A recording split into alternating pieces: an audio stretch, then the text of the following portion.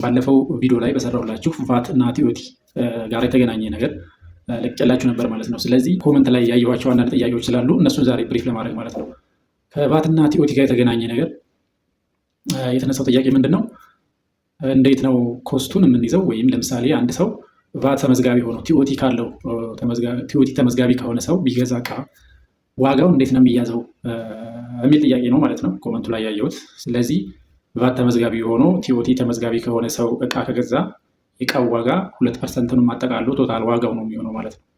ለምሳሌ 10,000 ብር እቃ ከገዛ ቲኦቲ ፐርሰንቱ የ2% ታክስ ቢኖረው፣ ስለዚህ የሰውዬ ሌጀሩ ላይ ወይም ሪከርድ የሚያደርገው የእቃው ዋጋ ብሎ በ10,000 ነው እንጂ ቲኦቲውን አንስቶ ያለውን ዋጋ አይደለም ማለት ነው።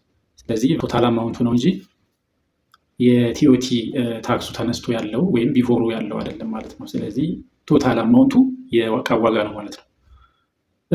በተገላቢጦሽም ለምሳሌ ቲኦቲ ተመዝጋቢ ሰው ቫት ተመዝጋቢ ሰው ከሆነ ሰው ቢገዛ ቲኦቲ ተመዝጋቢ ሰው ሪከርድ የሚያደርገው የእቃው ዋጋ ብሎ የሚመዘግበው ቶታል የደረሰኙን አማውንት ነው እንጂ ቢፎር ቫት ስላለው 15% ቫት ስላለው ቢፎር ቫቱን ቀንሶ አይደለም የሚመዘግበው ማለት ነው። ስለዚህ የደረሰኙን አማውንት የከፈለውን አማውንት የእቃው ዋጋ አድርጎ ይወስዳል ማለት ነው በግልጽ።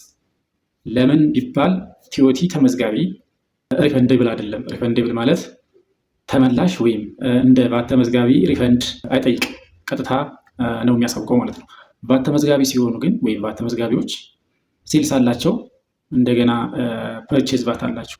ስለዚህ የሴልስ ቫታቸው እና የፐርቼዝ ቫታቸውን ዲፈረንስ ነው የሚከፍሉት ማለት ነው ታክስ። ስለዚህ ተመላሽ አላቸው ቫት ተመዝጋቢዎች። ይሄኛው ግን ተመላሽ የለውም፣ ቀጥታ ያለውን ስለሆነ የሚያሳውቁት ትራንዛክሽናቸውን ሊያካሄዱ እና ሪከርዳቸውን ሊያስተካክሉ የሚችሉት በዚህ ሁኔታ ነው ማለት ነው። ቫት ተመዝጋቢ ስንሆን ከሴልስ ቫታችን ላይ ፐርቼዝ ቫታችንን ቀንሰን ነው የምናሳውቀው። ስለዚህ ቫት ተመዝጋቢ ሪፈንዴብል ነው ወይም ሪፈንድ ይጠይቃል ማለት ነው በቫቱ ላይ።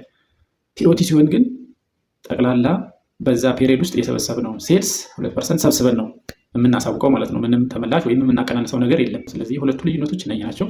ሞር ደግሞ በምሳሌ ከፈለጋችሁ በምሳሌ ላስረዳችሁ ይችላል ማለት ነው። ስለ ኮመንታችሁና አንዳንድ ስለሰጣችሁኝ አስተያየት አመሰግናለሁ። ላይክ እና ፎሎ እንዳይረሳ። ዩቲዩብ አለኝ። ዩቲዩብ ላይ እየገባችሁም ሰብስክራይብ አድርጉ። እናንተ ሰብስክራይብ አድርጋችሁ ቁጥር እኔ በረታታለሁ ማለት ነው። መሰራት አለበት ብላችሁ ወይም ማንኛውም ጥያቄ ካላችሁ ጠይቁኝ። ቴንኪው